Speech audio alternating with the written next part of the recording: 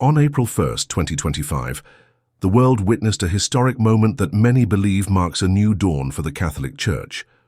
Pope Luis Antonio Tagle, the first Asian pope, stepped onto the balcony of St. Peter's Basilica in Vatican City, delivering a speech that resonated deeply with millions around the globe.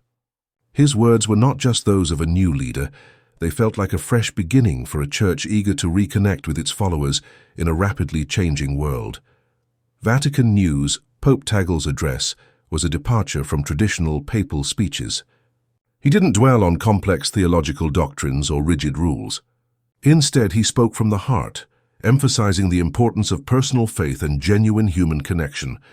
His message was clear.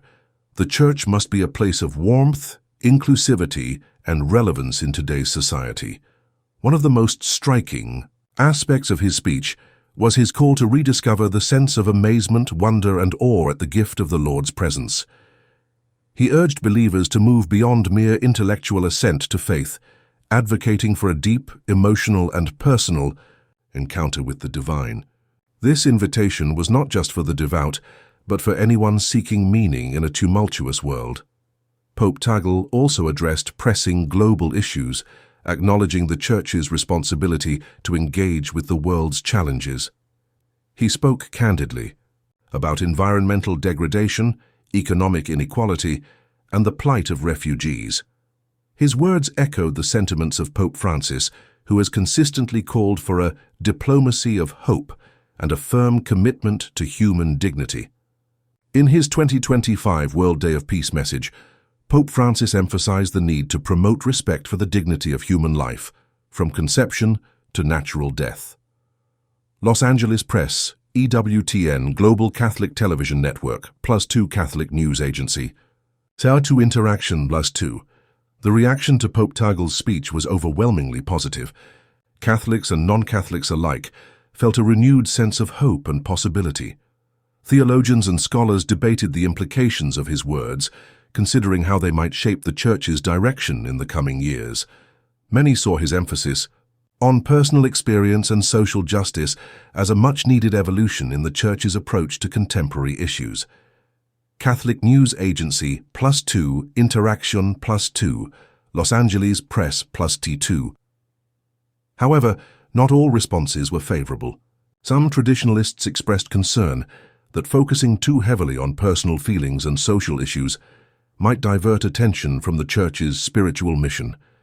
They feared that such an approach could lead to a dilution of core doctrines and teachings. These debates highlighted the dynamic and diverse nature of the global Catholic community, reflecting a spectrum of beliefs and priorities. Pope Tagle's speech outlined 5 key shifts he envisions for the Church, emphasizing personal faith, moving beyond doctrinal adherence to foster a heartfelt personal relationship with God. Reimagining the Eucharist, viewing the Eucharist not just as a ritual, but as a transformative encounter with the divine. Championing inclusivity, making the Church a welcoming home for all, especially those marginalized or excluded.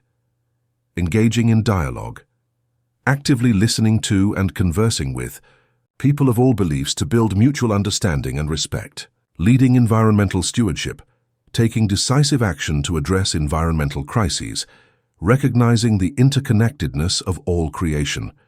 These shifts represent a bold vision for a Church that is both deeply rooted in tradition and actively engaged with the modern world. They call for a balance between preserving core spiritual values and addressing the evolving needs of society. In the Philippines, Pope Tagle's message was met with particular enthusiasm. His vision resonated deeply with Filipinos, who have a rich tradition of faith and community. The emphasis on inclusivity and social justice mirrored the values many hold dear. This alignment between the Pope's message and the aspirations of the Filipino people underscored the universal appeal of his vision. Across Asia, there was a palpable sense of pride and hope. Pope Tagle's leadership brought attention to the vibrant and growing Catholic communities in the region. His call for a church that understands and addresses the unique challenges faced by Asians was seen as a validation of their experiences and struggles. It reinforced the idea that the Church is a global family, attentive to the diverse contexts of its members. In Europe, reactions were mixed. Some appreciated the Pope's efforts to make the Church more relatable and responsive to contemporary issues. However, others expressed concern about maintaining traditional teachings amidst societal changes. This tension highlighted the broader challenges facing many religious institutions in secularized societies. In the Americas, the Pope's message sparked lively discussions. Communities grappled with how to balance tradition with innovation and how to address pressing social issues while remaining faithful to doctrinal teachings. These conversations reflected the dynamic and diverse nature of Catholicism in the Western Hemisphere. Pope Tagle's speech on April 1, 2025, was more than just an address. It was a catalyst for global reflection and dialogue. It challenged individuals and communities to reconsider what it means to be part of the Church in the 21st century.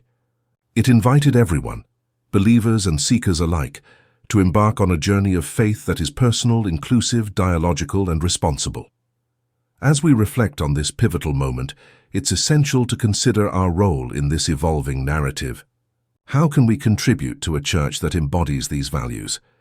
How can we live out the call to be a community that welcomes all, listens deeply, and acts justly?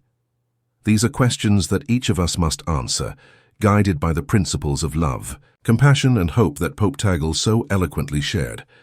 In conclusion, Pope Luis Antonio Tagle's inaugural. They form a powerful plan. They show a vision for a church that is alive, brave, and full of love. A church that meets people where they are. A church that still holds on to its heart, but is not afraid to grow. All around the world, people reacted to Pope Taguchi's vision. In the Philippines, where he was born, the joy was overwhelming. The people celebrated with pride. To them, seeing one of their own chosen as Pope was more than exciting. It was deeply meaningful. For years, Filipino Catholics have been strong in their faith. Now it felt like the world was finally seeing them. Pope Taguchi's message felt like a celebration of their culture, their devotion, and their dreams. His simple, honest way of speaking touched people across the nation.